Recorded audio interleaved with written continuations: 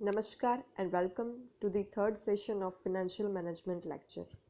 I am Dhruvika Kanabar from Shri A.K. Doshi Mahila College, Jamnagar.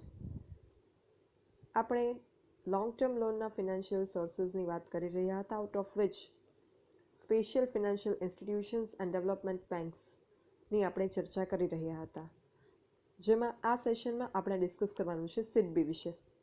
સિડબીનું full form છે small industries development bank of India, ભારતીય નાના ઉદ્યોગોની વિકાસ bank. નામ પરથી જ ખ્યાલ આવી જાય કે આ જે વિકાસ બેંક છે એ શેના માટે સ્થપાયેલી છે, કોને ધિરાણ કરતી હશે? નાના ઉદ્યોગોને, સ્મોલ ઇન્ડસ્ટ્રીઝને. The name itself indicates it. ભારતીય નાના ઉદ્યોગોના વિકાસનો ખરડો 1990માં સંસદમાં પસાર થયો. એના અંતર્ગત સિડબીની સ્થાપના થઈ. 1990માં જે પાર્લામેન્ટમાં લેજિસ્લેશન પાસ થયું એના પછી સિડબીની એસ્ટાબ્લિશમેન્ટ થયું. આ બેંકનો વિકાસ નાણાં સંસ્થાના સૈદ્ધાંતિક અભિગમ ઉપર થયો છે. તે નાના ઉદ્યોગોના વિકાસ પર સ્થાપના અને નાણાં અંગે કાર્ય કરે છે અને અન્ય નાણાં સંસ્થા સાથે સંકલન સાધીને પણ કાર્ય કરે છે, જેમાં મુખ્યત્વે રાજ્ય નાણાં કોર્પોરેશન, સ્ટેટ ફાઇનાન્સ કોર્પોરેશન, જેની આપણે અગાઉ ડિસ્કશન કર્યું છે, રાજ્ય લઘુ ઉદ્યોગ વિકાસ કોર્પોરેશન,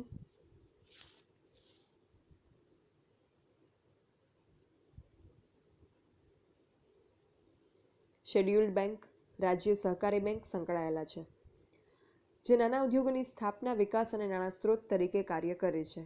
સિડબી આ બધી જ સંસ્થાઓ સાથે મળી અને નાના ઉદ્યોગોની સ્થાપના, વિકાસ અને નાણાં સ્ત્રોત તરીકે કાર્ય કરે છે.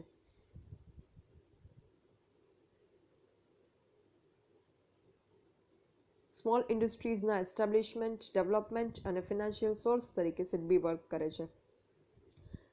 સિડબીનો નાણાં સ્ત્રોત જે છે એ આઈડીબીઆઈ છે, industrial development bank of India.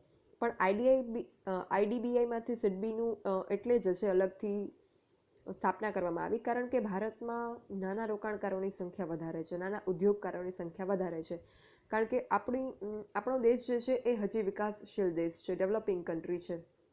એટલે આપણે ત્યાં લોકો પાસે જે છે એ કેપિટલ સ્કેર્સિટી હોય છે, મૂડીની અછત હોય છે. ઇન દેટ કેસ લોકો માટે કે ઉદ્યોગકારો માટે કે એન્ટરપ્રિન્યોર માટે it is not easy to provide finance for their own venture.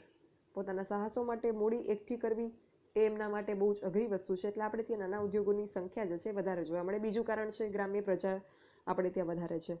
એટલે નાના ઉદ્યોગો જે છે એ ભારતનું એક હૃદય છે એમ કહી શકાય. એટલે એનો વિકાસ પણ જરૂરી છે જો આપણે દેશનો વિકાસ કરવો હોય તો, અને એટલા માટે થઈ અને સિડબીની સ્થાપના થયેલી છે. આઈડીબીઆઈની લોન, શેર અને બજારમાંથી ઉછીના લીધેલા નાણાં એ આઈડીબીઆઈની લોન છે. ટૂંકા ગાળાની અને લાંબા ગાળાની આરબીઆઈની લોન અને કેન્દ્ર સરકાર તરફથી પણ સિડબી લોન મેળવે છે. સિડબીની અધિકૃત મૂડી ₹1000 કરોડ છે. 31 માર્ચ 1998ના રોજ 450 crore, 450 crores and reserve fund ₹2068 કરોડનું સિડબીનું હતું. આઈડીબીઆઈની પેટર્ન પર જ 2 એપ્રિલ 1990થી નાના ઉદ્યોગો માટે સિડબી કાર્યરત થઈ. આઈડીબીઆઈમાંથી 4200 કરોડનો પોર્ટફોલિયો સિડબીમાં ટ્રાન્સફર કરવામાં આવ્યો અને માર્ચ 1998 સુધીમાં જુદી જુદી યોજના હેઠળ ₹36,264 કરોડનું ધિરાણ કર્યું. વર્ષ 2015-16માં સિડબીએ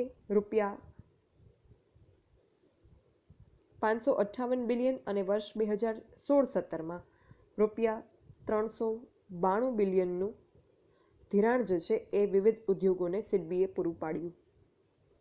આ ઉપરાંત બાહેંધરી અને ઉદ્યોગોને સીધી સહાયની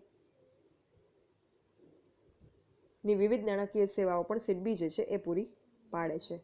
તો આ જે છે એ સિડબી વિશેની વાત હતી કે જેમાં સિડબી જે છે એ કઈ રીતે, ક્યાંથી ફાઇનાન્સ મેળવે છે, કઈ રીતે જે છે એ સિડબી નાના ઉદ્યોગો માટે સ્થાપવામાં આવી છે અને આઈડીબીઆઈ વતી જે છે એ નાના ઉદ્યોગોના ફિનાન્સિંગનું કામ સિડબી કરે છે, એના વિશે આપણે વાત કરી.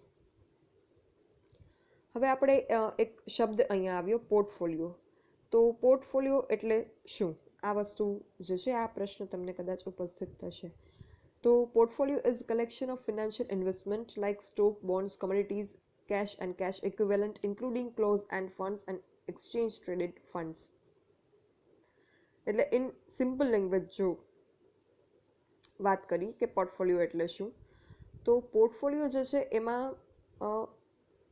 કોમ્બિનેશન ઓફ ફિનાન્શિયલ એસેટ્સનું એક કોમ્બિનેશન થાય, એને કહેવાય પોર્ટફોલિયો. ફિનાન્શિયલ એસેટ્સમાં સ્ટોક આવે, બોન્ડ આવે અને કેશ આવે. એટલે જે શેર્સ હોય, બોન્ડ હોય અને કેશ હોય એ બધું ભેગું થઈ અને જે એક કોમ્બિનેશન બનાવે એને પોર્ટફોલિયો કહેવામાં આવે છે. એ સિવાય એક કાલે પણ ટર્મ આવેલી હતી ડિફર્ડ પેમેન્ટ. તો આની અગાઉ મેં તમને ડિફર્ડ શબ્દ વિશે સમજાવેલું છે, પણ અગર તમને યાદ ન હોય તો ડિફર્ડ પેમેન્ટ મતલબ કે એને ગુજરાતીમાં કહેશું વિલંબિત ચૂકવણી. ડિફર્ડ પેમેન્ટ મતલબ કે એવું પેમેન્ટ કે જેને ફ્યુચરમાં ચૂકવી શકાય એવી જોગવાઈ એમાં હોય. તો આ ટર્મ્સ હતી which I thought you must be thinking about કે એનો મતલબ શું થતો હશે. નેક્સ્ટ આપણે ડિસ્કસ કરવાનું છે EXIM bank, export import bank, આયાત નિકાસ બેંક. તો here also name itself suggest that this bank is about import export financing. EXIM bank જે છે એ 1 જાન્યુઆરી 1982ના રોજ સ્થાપવામાં આવી, જેનો મુખ્ય હેતુ નિકાસ વૃદ્ધિ માટે ઉદ્યોગોને મદદરૂપ થવું એવો હતો અને નાણાકીય જરૂરિયાત માટે નાણાં સંસ્થાઓ સાથે સંકલન કરવું. To coordinate with financial institutions and to provide finance for export growth oriented industries. આ જે છે એનો મેઇન ઓબ્જેક્ટિવ હતો. આયાત નિકાસ માટે નાણાં પૂરા પાડવા, ઇમ્પોર્ટ એક્સપોર્ટને એન્કરેજ કરવું. આ બેંક જે સંસ્થાઓ એક્સપોર્ટ ઇમ્પોર્ટના ધિરાણ સાથે સંબંધિત છે એના વિકાસ માટે પ્રયત્ન કરે છે, તેમજ જે સાહસિકો આયાત નિકાસ વેપાર સાથે સંકળાયેલા છે, જે ઓન્ટરપ્રિન્યોર્સ ઇમ્પોર્ટ એક્સપોર્ટ બિઝનેસ સાથે કનેક્ટેડ છે, એમને વેપાર નિકાસ માટે માર્ગદર્શન પણ પૂરું પાડે છે. વેપાર વિકાસ કઈ રીતે કરવો, કઈ રીતે ટ્રેડ ડેવલપમેન્ટ કરવું એનું પણ ઓન્ટરપ્રિન્યોર્સને ગાઈડન્સ આપે છે એક્ઝિમ બેંક. એક્ઝિમ બેંક જુદી જુદી યોજના અંતર્ગત ધિરાણ કરે છે, જેમાં એક્સપોર્ટ બિલ રીડિસ્કાઉન્ટિંગ યોજના, એક્સપોર્ટ બિલ રીફિનાન્સ યોજના, નાણાં મદદનીશ સલાહકાર તરીકેની કામગીરીનો પણ સમાવેશ થાય છે.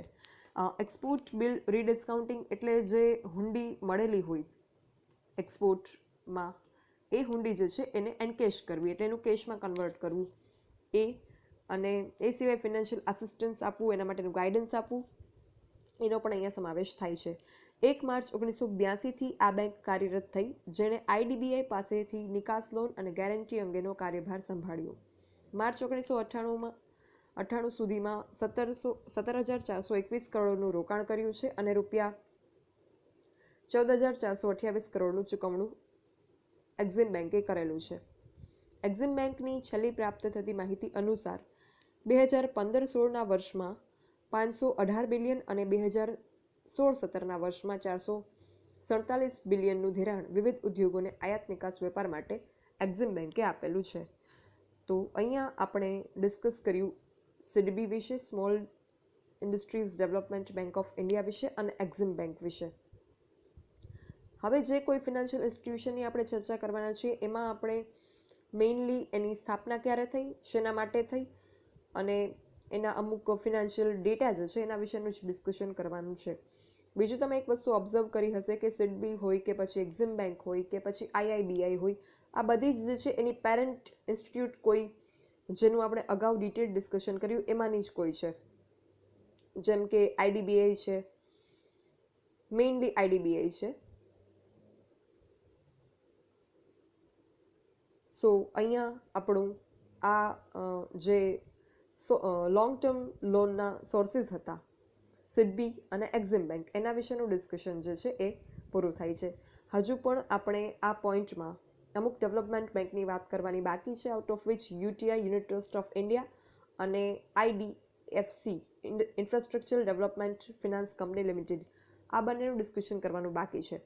એના પછી આપણે second main source of term loan which is commercial bank, એના વિશેની ચર્ચા કરીશું, જેમાં આપણે કમર્શિયલ બેંક, એનું મિનિંગ, એના અમુક બેઝિક એના વિશેનું ડિસ્કશન કરશું. અને કમર્શિયલ બેંકના જે ફંક્શન્સ છે which is again divided into 2 types, traditional and modern functions. Classical and neo classical functions which also be called, પ્રણાલીગત કાર્ય અને બિન પ્રણાલીગત કાર્ય. આ બંને જે કમર્શિયલ બેંકના કાર્ય છે બંને પ્રકારના, એના વિશે પણ આપણે ચર્ચા કરીશું. જે લાંબા ગાળાની લોનના જે સ્ત્રોત છે એનો બીજો પાર્ટ છે કમર્શિયલ બેંક એટલે કે વ્યાપારી બેંકો, એની આપણે આગળ ઉપર ચર્ચા કરીશું આ ચેપ્ટરમાં. Thank you. જો કોઈને કંઈ ડાઉટ કે ક્વેરી હોય, you can write me on this mail dbk.dhruvika@gmail.com. Thank you.